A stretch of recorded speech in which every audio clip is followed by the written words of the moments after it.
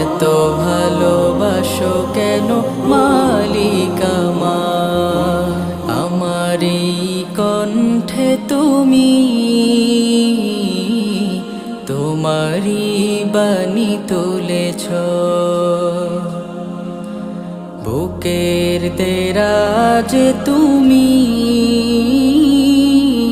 কোরআনের স্থান দিয়েছ।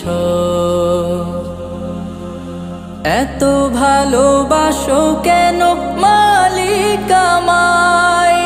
কি করে শুকুর তার করি আদায়?